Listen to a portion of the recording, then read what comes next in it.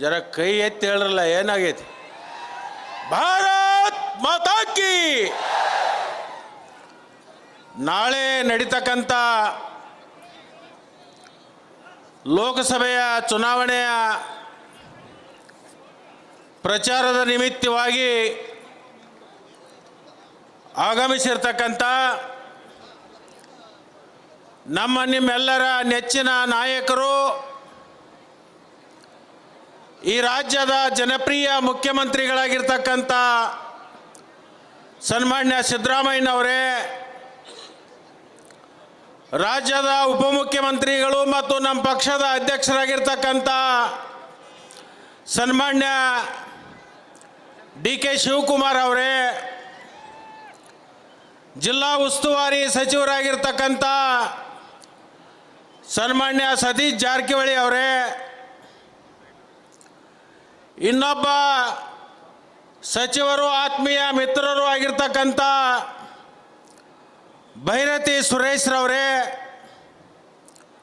ಈ ಕ್ಷೇತ್ರದ ಶಾಸಕರು, ಸಮಾರಂಭದ ಅಧ್ಯಕ್ಷರು, ನನ್ನ ಆತ್ಮೀಯ ಮಿತ್ರರಾಗಿರ್ತಕ್ಕಂಥ ರಾಜು ಕಾಗೆ ಅವರೇ, ಧಾರವಾಡ ಗ್ರಾಮೀಣ ಕ್ಷೇತ್ರದ ಶಾಸಕರು, ಆತ್ಮೀಯ ಮಿತ್ರರಾಗಿರ್ತಕ್ಕಂಥ ವಿನಯ್ ಕುಲಕರ್ಣಿ ಅವರೇ,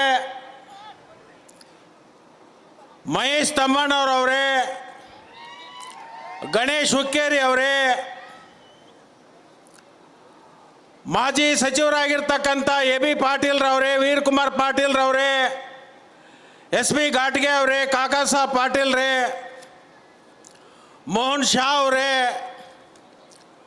ಅವರಿವರೆನ್ನದೇ ವೇದಿಕೆ ಮೇಲೆ ಆಸೀನರಾಗಿರ್ತಕ್ಕಂಥ ನಮ್ಮ ಪಕ್ಷದ ಎಲ್ಲ ಗಣ್ಯಮಾನ್ಯರೇ, ಪಕ್ಷದ ಅಧ್ಯಕ್ಷರಾದ ಲಕ್ಷ್ಮಣರಾವ್ ಚಿಂಗ್ಳೆ ಅವರೇ, ಸಮಾರಂಭದಲ್ಲಿ ಭಾಗವಹಿಸಿರ್ತಕ್ಕಂಥ ಯಾವತ್ತು ಪಕ್ಷದ ಅಭಿಮಾನಿ ಕಾರ್ಯಕರ್ತರೇ, ಶ್ರದ್ಧೆಯ ತಾಯಂದಿರೇ, ಮಾಧ್ಯಮದ ಮಿತ್ರರೇ, ಇವತ್ತು ತಮಗೆಲ್ಲ ಗೊತ್ತಿರುವ ಹಾಗೆ ಸನ್ಮಾನ್ಯ ಸಿದ್ದರಾಮಯ್ಯ ಸಾಹೇಬರು ಚುನಾವಣೆಯ ಪೂರ್ವದಲ್ಲಿ ಪ್ರದೇಶ ಕಾಂಗ್ರೆಸ್ ಅಧ್ಯಕ್ಷರು ಮತ್ತು ಮಾನ್ಯ ಮುಖ್ಯಮಂತ್ರಿಗಳು ಒಂದು ಭರವಸೆಯನ್ನು ಕೊಟ್ಟಿದ್ರು. ನಿಮ್ಮೆಲ್ಲರ ಆಶೀರ್ವಾದದಿಂದ ಈ ರಾಜ್ಯದ ಮುಖ್ಯಮಂತ್ರಿಯಾಗಿ ನಮ್ಮ ಸರ್ಕಾರ ಅಧಿಕಾರಕ್ಕೆ ಬಂದಿದ್ದಾದರೆ ನಾವು ಕೊಟ್ಟಿರ್ತಕ್ಕಂಥ ಭರವಸೆಯನ್ನು ಈಡೇರಿಸ್ತೀವಿ ಅಂತಕ್ಕಂಥ ಮಾತನ್ನು ಅವತ್ತು ಹೇಳಿದರು.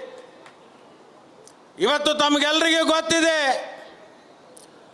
ಒಂದು 100 ದಿವಸದೊಳಗಾಗಿ ಅವರು ಅಧಿಕಾರ ಸ್ವೀಕಾರ ಮಾಡಿ 100 ದಿವಸದಲ್ಲಿ ಅವರು ಕೊಟ್ಟಿರ್ತಕ್ಕಂಥ 5 ಭರವಸೆಗಳನ್ನು ಇವತ್ತು ಈಡೇರಿಸಿ ನುಡಿದಂತೆ ನಡೀತಕ್ಕಂಥ ಯಾವುದಾದ್ರೂ ಒಂದು ಸರ್ಕಾರ ಇದ್ದರೆ ಅದು ಕರ್ನಾಟಕದಲ್ಲಿ ಕಾಂಗ್ರೆಸ್ಸಿನ ಸಿದ್ದರಾಮಯ್ಯನವ್ರ ಸರ್ಕಾರ ಅಂಥೇಳಿ ಇವತ್ತು ಹೆಮ್ಮೆಯಿಂದ ನಾವು ಹೇಳ್ಕೊತೀವಿ. ಅದಕ್ಕೆ ನಮಗೆ ನಿಮ್ಮ ಹತ್ರ ಬಂದು ಮತಗಳನ್ನು ಕೇಳಲಿಕ್ಕೆ ನಮಗೆ ಅಧಿಕಾರ ಇದೆ, ನಮಗೆ ಇವತ್ತು ಸ್ವಾಭಿಮಾನ ಇದೆ. ನಿಮ್ಮ ಹತ್ರ ಮತಗಳನ್ನು ಪಡ್ಕೊಳ್ಳಿಕ್ಕೆ ನಿಜವಾಗಿರ್ತಕ್ಕಂಥ ಪಾತ್ರರು ನಾವಾಗಿದ್ದೀವಿ. ಆದರೆ BJPಯವರು ನಿಮ್ಮ ಹತ್ರ ಬಂದು ಮತಗಳನ್ನು ಕೇಳ್ತಕ್ಕಂಥ ನೈತಿಕ ಹಕ್ಕನ್ನು ಇವತ್ತು ಕಳ್ಕೊಂಡಿದ್ದಾರೆ. ಕಾರಣ ಏನಂತ ಕೇಳಬಹುದು. 2014ನೇ ಇಸ್ವಿಯಲ್ಲಿ ಈ ದೇಶದ ರೈತರಿಗೆ ಒಂದು ಭರವಸೆಯನ್ನು ಕೊಟ್ಟರು. ನರೇಂದ್ರ ಮೋದಿ ಅವರು ಈ ದೇಶದ ಪ್ರಧಾನಮಂತ್ರಿಗಳಾದರೆ ಈ ದೇಶದಲ್ಲಿರ್ತಕ್ಕಂಥ ಒಣಭೂಮಿಗೆ ನೀರನ್ನು ಕೊಡ್ತೀವಿ, ಗಂಗಾ ನದಿಯನ್ನು ತಂದು ಕಾವೇರಿಗೆ ಬಿಡ್ತೀವಿ, ಕಾವೇರಿಯನ್ನು ಕೃಷ್ಣೆಗೆ ತಂದು ಬಿಡ್ತೀವಿ ಅಂತೇಳಿ. DAP ಇರ್ಬೋದು, ಪೊಟ್ಯಾಶ್ ಇರ್ಬೋದು, 24 ಇರ್ಬೋದು, ಇವೆಲ್ಲದರ ದರ ಡಬಲ್ ಆಗಿರ್ತಕ್ಕಂಥದ್ದು. ಒಂದು ಕಡೆ ನಮಗೆ ರೈತರಿಗೆ ಅವ್ರು ಹೇಳ್ತಾ ಇದ್ರು, ನಾವು ಸರ್ಕಾರದಲ್ಲಿ ರೈತರನ್ನು ಅಭಿವೃದ್ಧಿಯನ್ನು ಮಾಡಿಸ್ತೀವಿ ಅಂತ. ಯಾವುದೇ ಕೆಲಸವನ್ನು ಮಾಡಲಿಲ್ಲ. ಅದರ ಜೊತೆಗೆ ನಮ್ಮ ಸೂಲಿಬೆಲೆಯವರು ಸಂಘ ಪರಿವಾರದವರು ಸರ್ ಅವ್ರು ಭಾಷಣ ಮಾಡೋದು ಕೇಳಬೇಕು. ನಿಮಗೊಂದೆರಡು ವಿಡಿಯೋ ಕೊಡ್ತೀನಿ. ನೀರೊಳಗೆ ಬೆಂಕಿ ಹಚ್ಚೋ ಕೆಲಸ ಮಾಡ್ತಾರೆ. ಎಲ್ಲರೂ ಎಣ್ಣೆ ಒಳಗೆ ಪೆಟ್ರೋಲಾಗ ಹಚ್ಚಿರ ಆ ಪುಣ್ಯಾತ್ಮ ನೀರೊಳಗೆ ಬೆಂಕಿ ಹಚ್ತಾನ. ಅವ್ರು ಹೇಳ್ತಿದ್ರು, ಯಾರು ಚಕ್ರವರ್ತಿ ಸೂಲಿಬೆಲೆಯವರು ಅವ್ರು ಹೇಳ್ತಿದ್ರು, ವಿದೇಶದಲ್ಲಿರ್ತಕ್ಕಂಥ ಭ್ರಷ್ಟಾಚಾರದಿಂದ ಇಟ್ಟಿರ್ತಕ್ಕಂಥ ದುಡ್ಡನ್ನು ಅಧಿಕಾರಿಗಳು, ಉದ್ಯಮಿಗಳು, ರಾಜಕಾರಣಿಗಳು ಎಷ್ಟು ದುಡ್ಡು ಇಟ್ಟಿದ್ದಾರಂದರೆ ಅದನ್ನು ತಂದು ನಮ್ಮ ದೇಶದಲ್ಲಿ ಎಷ್ಟು ರಸ್ತೆಗಳಿದಾವೆಲ್ಲ ಆ ಎಲ್ಲ ರಸ್ತೆಗಳಿಗೆ ಬಂಗಾರ ತಗಡು ಬಡಿದ್ರು ಸಹಿತ 200 ರೂಪಾಯಿ ಉಳಿತದ ಅಂತ ಹೇಳ್ತಿದ್ರು. ಇದನ್ನು ಮೀರಿ ಅವರು ಇನ್ನೊಬ್ರು ಹೇಳ್ತಾ ಇದ್ರು, ಆ ಬಂಗಾರ ತಗಡು ಬಡಿದ್ರು ಸಹಿತ ಎಷ್ಟು ರೂಪಾಯಿ ಉಳಿತದ ಅಂದ್ರೆ ಒಬ್ಬೊಬ್ಬರ ಅಕೌಂಟಿಗೆ 15 ಲಕ್ಷ ರೂಪಾಯಿ ಹಾಕ್ಬೋದು ಅಂತ ಹೇಳ್ತಿದ್ರು. ಇಲ್ಲಿ ಎಲ್ಲಿ ಕಾಗವಾಡ ಹತ್ತನೇ ಒಳಗೆ ಯಾರ್ಯಾರಿಗೆ ಬಂದವ ನಿಮ್ಮ ಅಕೌಂಟ್ಗೆ 15 ಲಕ್ಷ ರೂಪಾಯಿ ಬಂದೇ ಇಲ್ಲಲ್ಲ. ಅಂದ್ರೆ ಇದನ್ನೂ ಸಹಿತ ಅವರು ಮಾಡಲಿಲ್ಲ. ಅಲ್ಲಿ ಹೋಗಿ ನೋಡಿದರು, ಅಲ್ಲಿ ಏನೂ ಸಿಗಲಿಲ್ಲ ಅವ್ರಿಗೆ, ಅಲ್ಲಿ ಏನೂ ಇರಲೇ ಇಲ್ಲ. ಅದರ ಜೊತೆಗೆ ಇನ್ನೊಂದು ಭಾಳ ದೊಡ್ಡದು ಹೇಳ್ತಿದ್ರು ಅವರು, ಈ ದೇಶದೊಳಗೆ ನರೇಂದ್ರ ಮೋದಿ ಅವರು ಬಂದರೆ ಬುಲೆಟ್ ಟ್ರೈನ್ ಬಿಡ್ತೀವಿ ಅಂತ ಹೇಳ್ತಿದ್ರು. ಎಲ್ಲಿ ದೇಶದೊಳಗೆ ಬುಲೆಟ್ ಟ್ರೈನ್ ಓಡಿಸ್ತೀವಿ ಅಂತ ಹೇಳಿದರು. ಒಂದು ಬುಲೆಟ್ ಟ್ರೈನು ಓಡಲಿಲ್ಲ.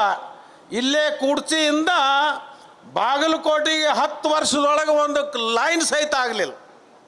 ಸುಮಾರು 15 ವರ್ಷದಿಂದ ಪೂಜೆ ಆಗಿರ್ತಕ್ಕಂಥದ್ದು ಕುಡ್ಚಿಯಿಂದ ಬಾಗಲಕೋಟೆವರೆಗೆ ಒಂದು ರೈಲ್ವೆ ಲೈನ್ ಆಗಲಿಲ್ಲ.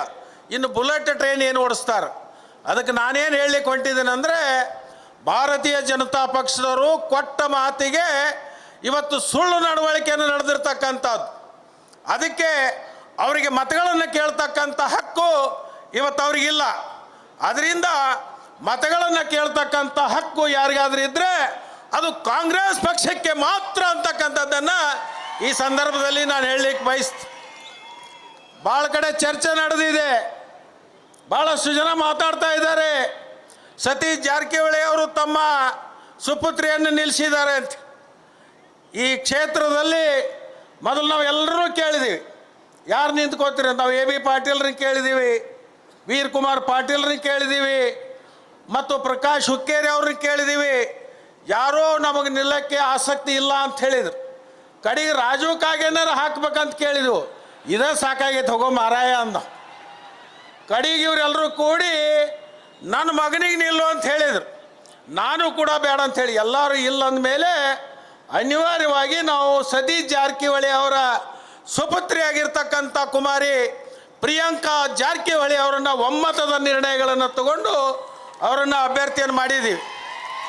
ಅದಕ್ಕೆ ನಿಮ್ಮೆಲ್ಲರ ಆಶೀರ್ವಾದ, ನಿಮ್ಮೆಲ್ಲರ ಪವಿತ್ರವಾಗಿರ್ತಕ್ಕಂಥ ಮತಗಳನ್ನು ಭಾರತೀಯ ಜನತಾ ಪಕ್ಷವನ್ನು ತಿರಸ್ಕಾರ ಮಾಡಿ ಕಾಂಗ್ರೆಸ್ ಪಕ್ಷಕ್ಕೆ ಮತಗಳನ್ನು ಪ್ರಚಂಡ ಬಹುಮತದಿಂದ ಆರಿಸಿ ತರಬೇಕು ಅಂತ ಹೇಳಿ ಈ ಸಂದರ್ಭದಲ್ಲಿ ನಿಮ್ಮೆಲ್ಲರಿಗೂ ನಾನು ಕೈ ಜೋಡಿಸಿ ಪ್ರಾರ್ಥನೆಯನ್ನು ಮಾಡಿ ನಾನು 2 ಮಾತು ಮುಗಿಸ್ತೀನಿ. ಭಾರತ್ ಮಾತಾ ಕಿ, ಭಾರತ್ ಮಾತಾ ಕಿ. ನಮಸ್ಕಾರ.